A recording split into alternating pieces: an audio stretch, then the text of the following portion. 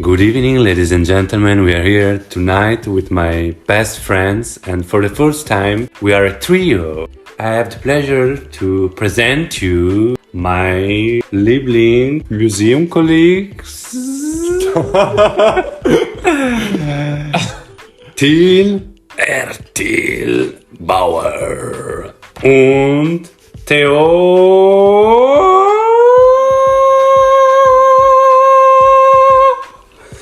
Westphal.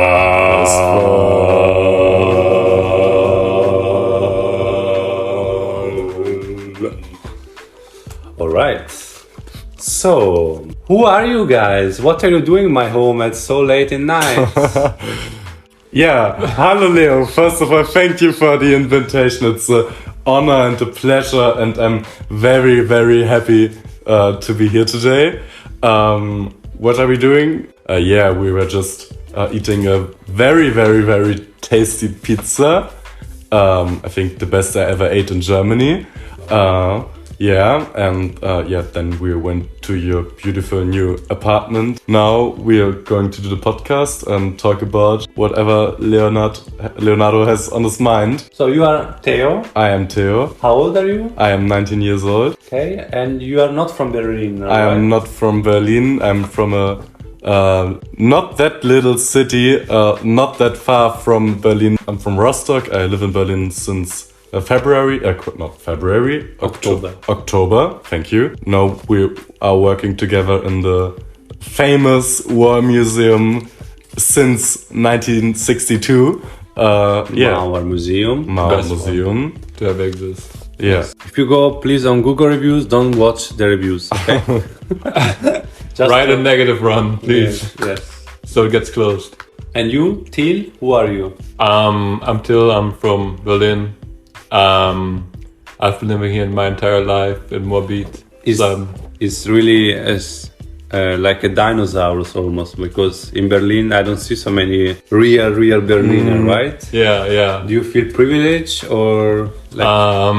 I feel that I know a lot of things that other people from Berlin that are not from Berlin might not know, but I feel like it's not very much of a difference.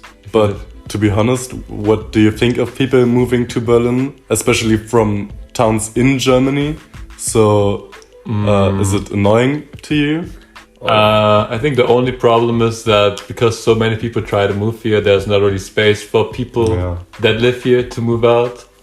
So that just makes the situation to live here a bit annoying, because the rent is going up and there's nothing free to live in. Yeah, I mean, also maybe for you everything was your normal living condition, like to have everything available that you can choose between thousands of schools, thousands of events or courses that you can do, or sports.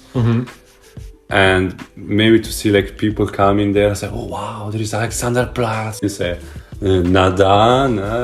I also have another question for you, that maybe if you also go on vacation, that you can get cultural shock. You can find a place open after 9 maybe, or the transportation is whenever I go to a smaller city that isn't Berlin, I always feel like I'm in a small village, because I could just walk for 20 minutes without not be at the end of the city, because it's all so small. And the other side, it's also that you go to the main square and everything's closed, no one's there. It's just empty. There's just a few certain places that are up this late, so it's kind of attractive to me. Do you study? I study pharmacy in Berlin on the FU, Free University Berlin. Okay. And is something that you always dreamed to do? It's not that I grew up wanting to be a pharmacist, but when I went into my Abitur, where I could choose my main subjects, I chose biology and chemistry as my main subjects, so I knew I would be going into this direction. And it was kind of between medicine and pharmacy. But I realized that I don't care about medicine enough to have a 1.0 average grade score, so I just went with pharmacy, which is a bit easier to access. And what is fascinating for you about biology and chemistry? In biology, I like the human body. I feel like the physiology of it is very fascinating, and understanding how it works and how certain chemicals can make it react in certain ways. is pretty interesting to me. And in chemistry, I just loved organic chemistry and the reactions, and I love like finding out how molecules could be synthesized. Thank you. And you, Theo? Why did you choose this city? Because Berlin is, of course, the city in Germany. It's probably the place to be, where everything is happening. So cultural and political and economical wise, and there's always something going on, and in my opinion, it's so attractive, and there's so much to see here. And I was just keen on seeing this on first hand and be part of it for a time in my life. That's basically why I chose to come to Berlin, and especially from Rostock, which isn't too far away. So I already knew Berlin before moving here. And it was always a culture shock, and I think it's a bigger culture shock if you come from a smaller town to Berlin than from Berlin to a smaller town. And I really wanted to be part of this whole Berlin feeling and Berlin fever for a while. Do you feel the vibe already? That's a very complicated question, because the bigger a city is, the more anonym it gets, I think. So, of course, and maybe the city Berlin has a little arrogant vibe sometimes. Needs some time to get part of it, and I'm very happy to be here right now. And you like, as you told me before the podcast, that political science? I don't think there's a family relation to this. It's more maybe from school, because of course I had political education in school, and that was always the sort of education or topic that interested me the most. It was my best subject. I think it's just really interesting to understand how the world works, how the world is connected, how different countries are built, and how they are cooperating all the time, and political structures. I want to understand that. The second thing I like about this, many things you can do with your certificate, because you can go to journalism, you can go to diplomacy, or basically in the economics, and because I'm only 19, I don't know for sure what I'm going to do in my life, and I like that it's not very the window's closed, it's still open, and I like that. Do you think, guys, that in Germany also the young generation is still very interested in politics, and if yes, why? It depends. So I think there's a big group that is very interested, especially because there are many topics which are really burning right now, and very important for our young generation. If you think of climate change, or the inflation, the war in the Ukraine, or the pandemic, it's something that really targets us. The people in general, or the young? Yeah, of course, all the people, but especially the young people, I think, because of course the climate change probably targets the most of the people who are young, because it's going to happen in the future. Or it's already happening, but the worst part is going to happen in the future. And if you think of moving out from your parents, and the rent is rising, it's of course hard, and to just build a life financial stable and independent from your parents or your family.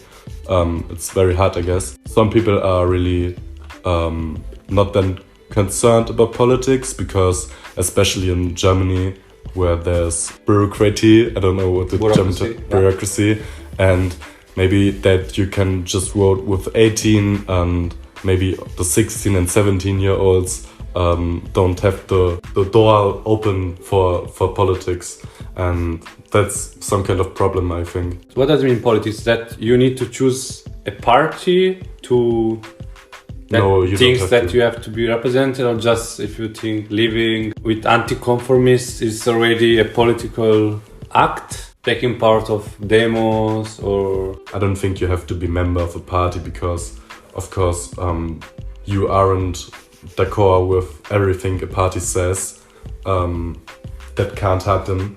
But yeah, the least thing you have to do is to take your vote if there's an election, because only that way we can live in our democracy, and that's the most important thing. do you think that makes a difference still? Yeah, I think the biggest problem right now is that the parties that are in the Bundestag, that are like ruling the country, are usually ones that try to cater for older people. So they try to like new laws that profit for the older people, like 40 or like to 60 or 80, Retirement, 80, yeah, for like, and they obviously do that because they know that the main people that are voting in Germany are people that are over a certain age. So they can just disregard everybody that's like under 30, because even if everybody hates what they do in the like what laws they pass, it's only going to be like 15% of all voters. So I think the biggest problem right now is that kind of those people that are going to be dead in the next 20 to 30 or 40 years are making changes that will influence people that will live for the next 50, 60, 70 years. So basically what's happening right now is that the old people decide what's good and what's bad for the young people. And if that what they like decided on is bad for the young people, they will have to live with the consequences, even though it really wasn't their decision. And I think that's why young people are either like not voting at all because they think it doesn't matter anyways, or they're trying to create something that will convince older people to actually not vote. Like what? For like make a new party, try to like demonstrate, for example, like Fridays for Future, because they kind of gave up in believing into the parties that are leading the country right now. And you think they are worth to do this new? I mean, if there was an easy way, then we obviously would have already done it. If there was like a perfect way to convince everybody that, for example, climate change is as important as the young generation sees it, or that inflation is gonna ruin like the lives of the people living after. Like, there is not a perfect way, but the way we are trying to convince the older people is like a good way. But on the other hand, I don't think there is like a way to convince the majority of people that the young generations could be right with their opinion. Yeah, but also this generation that now is older, it was once the one that made their 69, the pop age, no? And so they were also young and they were also fighting the same battle. So why do you think they can't feel that also this new youth need also some change because the world is developing? I think, it's important to remember that those struggles and worries the old people have, that they're absolutely real, and of course that they worry about themselves because when you think of it, they worked for like 50 years, and then some people can't even afford their own rent or live a life without working in up to 75 years or something, because the retirement funds isn't enough. I can imagine that this is more important for you than the climate change, because it absolutely is in your life, and you can't tell them to think otherwise. But yeah, there has to be a sort of compromise, of course, combines every struggle of every person, and we as young generation could have the strength to make a revolution like the one that happens in the 20th century, or that we are not anymore so much social, used to like being part of big group of people, have sense of community is more like digital now. So maybe you have a lot of friends, but actually you don't gather around physically with them. Yeah, but with the globalization, I think there's some sort of global demonstrations, and there's not just, for example, the climate protests in Germany. They're all over the world, and especially in the corona pandemic, where they couldn't be on the streets, they gathered together in the internet, and there were virtual protests, but they are together because of the internet, and they were together from all over the world, and I think it's absolutely possible, and maybe we already are in some sort of revolution, or that still is in the history books in 100 years, because when you think of the climate protests, I think they're very big now. They're having a result, this protest? It doesn't look so right now, but I don't know if it isn't possible that they're successful in the end, and that they play a major part in the fight against the climate change. But you don't think it's efforts of this demonstration, of this movement, the one who stops the traffic like this, they're trying to interact with normal people?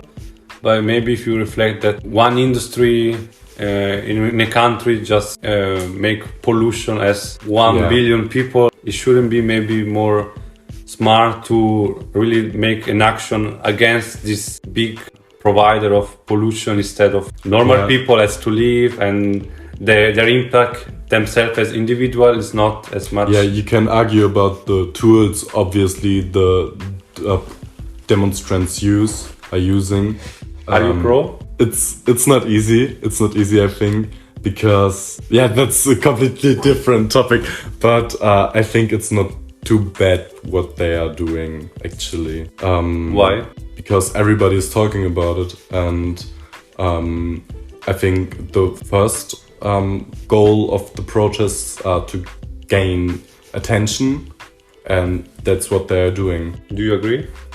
Depends on what kind of protest they're doing. I think if they, for example, people gluing on the street, obviously people are gonna notice it, but I think it just puts a bad image on the people, because the people that are gonna be like in the car waiting for like going to the job, they're like good late for like half an hour because someone was glued to the street. I think their mind isn't gonna think, okay, they're doing it for the climate, so I support them. Their mind's more like those annoying like children gluing to the street again. I hate them so much. I don't like climate anymore. Yeah, I hate. I think there was a certain point until they should have realized that the protests they are doing aren't very helpful, and the people are turning against them, and everything they do now is too much, and there's only gonna be more hate. And for example, the government isn't gonna start the 100 kilometers an hour tempo limit on the highway, and that was their main goal, and it's not gonna happen, so they don't have to disturb the normal people on the street anymore. But on the second hand, there are also sorts of protests where, for example, in Spain, climate organization, they glued like the golf holes, and the people couldn't golf anymore because the balls they couldn't go. The holes were with tear, and the ball didn't go inside the holes anymore, so they couldn't play. And golf is like very, very bad for the environment, because it's so much water that's going into this golf pitches. And now they can't play anymore, and that's a direct tool against climate change, because no water is used for the golf places no longer. But they're just gonna take it out and then. Yeah, but it's of course, but for a certain time it was helpful, because you can play anymore. Yeah, but you don't think that golf is a sport, so also sport is important? Of course. And if you just maybe try to sabotage some industry or factories that throw waste in the water directly, why they don't try to make a plan to stop that? The protests aren't against the people, it's against the government. And so the people, also the protestants, want the government to intervene on the big companies and the big industries, because the protestants can't stop the industries from doing what they do simply by attacking the industries. They have to have the government behind their backs. Yeah. And like a lot of things like that are producing climate change are things that you can't really control at home. Because for example, let's say you live at home, right? You drive your bike every day. You try to like don't shop too much from like different like far away, like like buy mangoes from South America, buy bananas from there, or like buy coconuts from Africa. And even if you do all that, there's still going to be a lot of things that you can't like control. For example, how the train you would take, how like the energy that is produced, how it was made, it was like coal based, or if it was like green energy. You can't really decide if the energy in your home is like green or not, because you might not be able to afford the electricity that's like 4 times, like the price is like 4 times as high as your own one. Or maybe like if you take the bus, you can't decide if the bus you take to like your work is based on fuel or based on like electricity. Yeah. It's a lot of things that are not really in your hand. Or like if you go shopping, you can't really always decide if the eggs that were like that you bought, if they were carried in a like sustainable way, or if the bread you buy in the store, if the plastic is recyclable, or if the company is trying to like minimize the waste they do while they do like all those things. And to some extent you can like maybe find a certain store that always tries to like do all those things, but I think it's a bit too too complicated for the average citizen to like always think about, okay, if I buy this there, the CO2 footprint will be this high, so I should like drive half an hour more just so I can get my bread like locally baked. Yeah. So I think like the average citizen cannot do as much, like cannot reduce their footprint as much as a big company that's producing everything can do.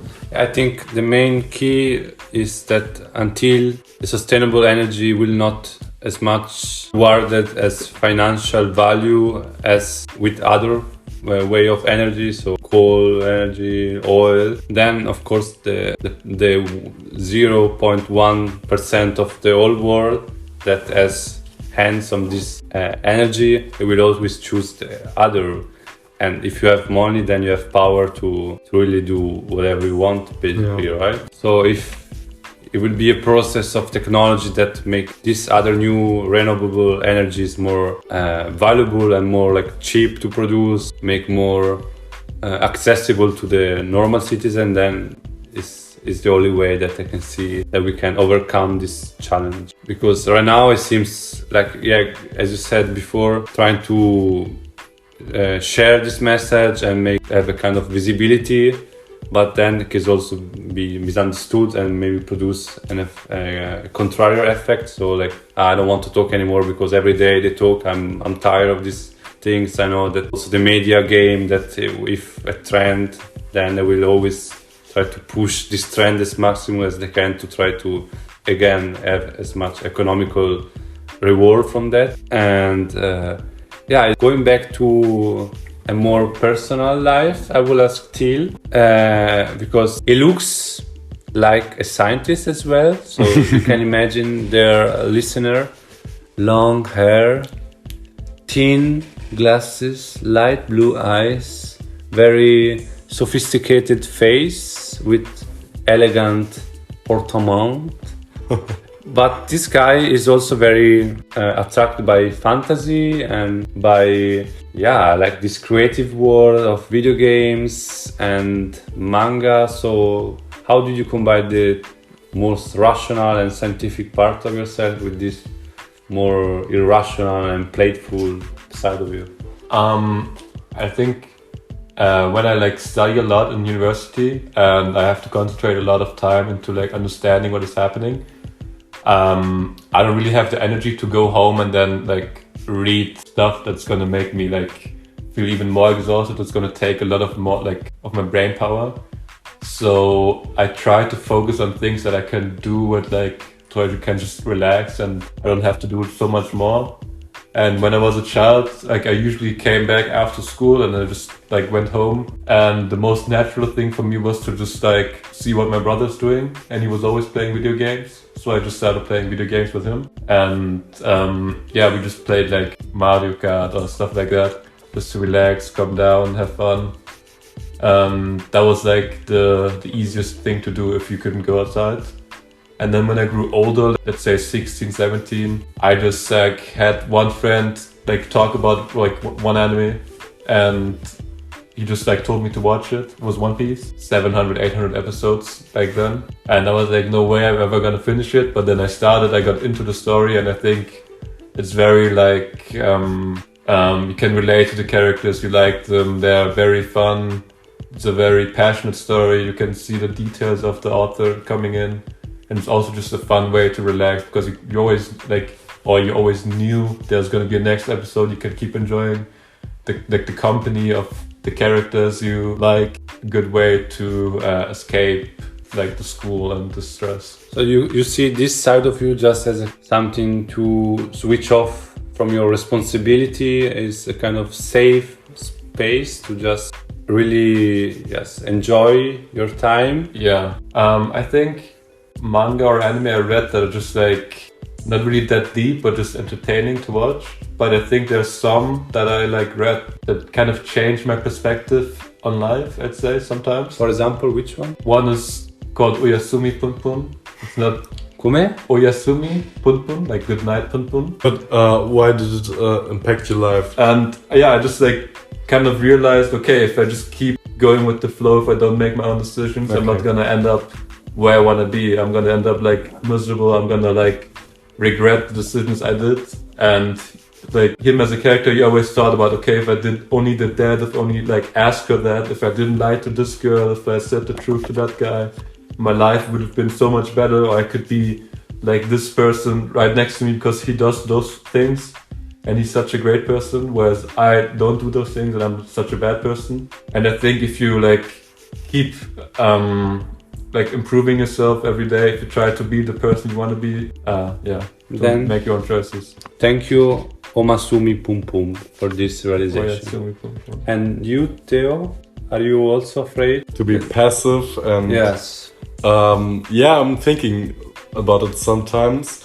And I think it's important at certain moments in your life to just stand up, take life in your own hands and do something with it. And I think especially in some cold, dark winter months, it's even harder to be active and to do things that are good for you. But I think I always try my best to, not come in those situations and to have something that makes me satisfied in my life all the time. And you want to ask something to Till? Yeah, I wanted to ask you, what is your favorite non-manga, non-anime series or movie?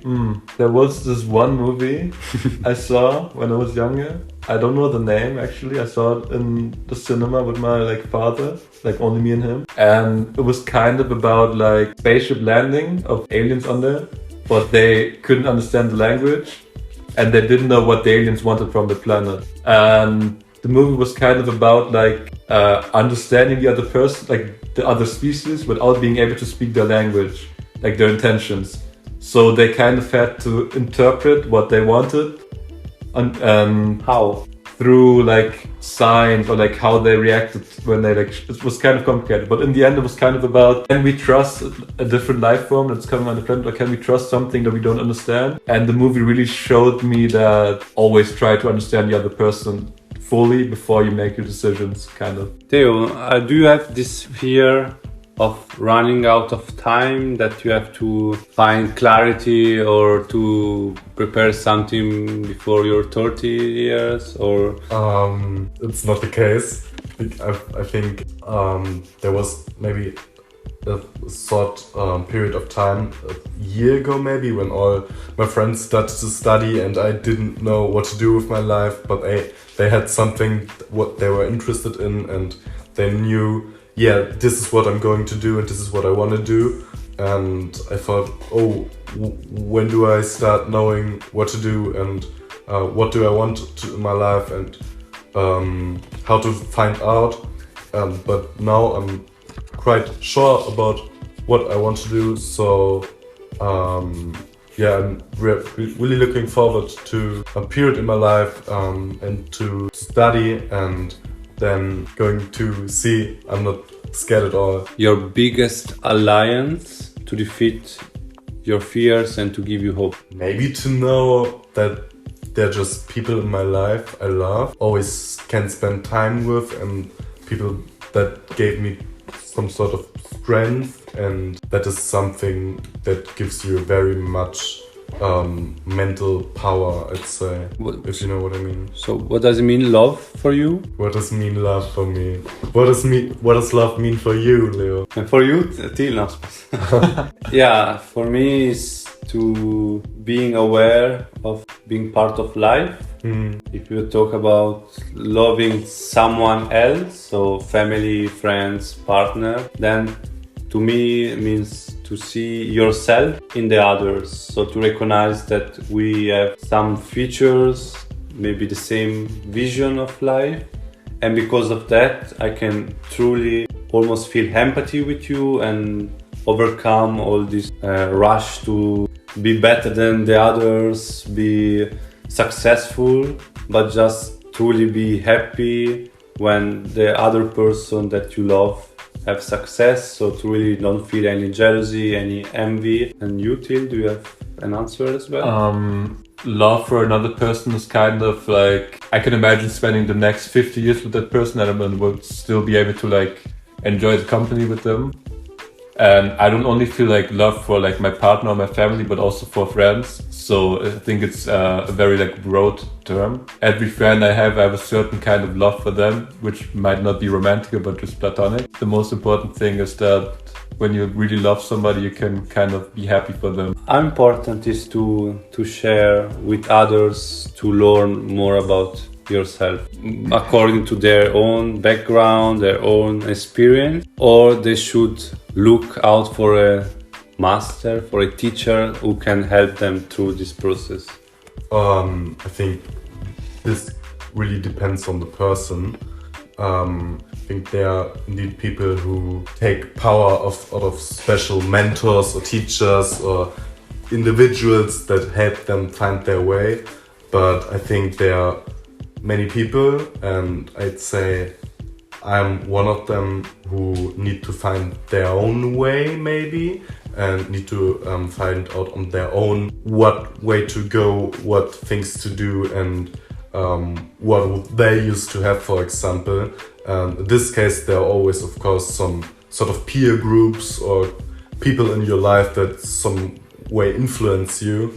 How much do you perceive influence from others? I think the more you spend time with somebody, the more they influence you somehow. It's always better to do what your heart says and what's your own mind, and even from people that you think they know you, and I mean the main. Yeah, I mean in the end you have to be happy with your own decisions, and of course if people you know and they know you and they like you and you like them do different things, it's always the best to be happy with what you have done after you did it. And I think most of the time you can accomplish that by doing it on your own. Till, do you feel more as an influencer or as an influenced?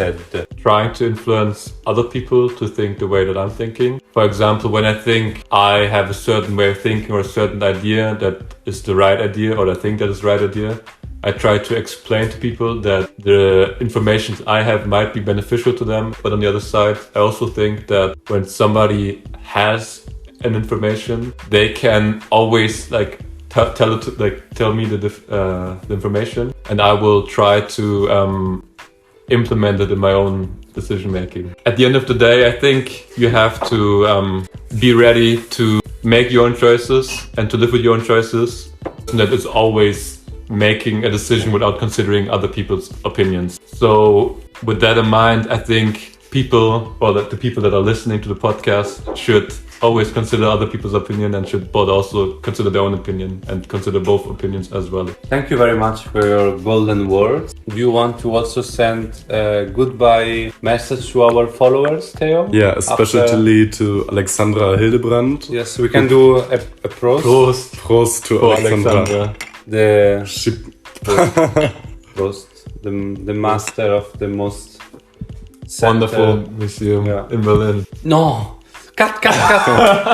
To end this podcast, it's important that you guys always spread love, have a positive vibe, Let's hold all hands and praise for the future that our friendship and will last forever. Amen. Oyasumi pum pum. Oyasumi. What? Oyasumi.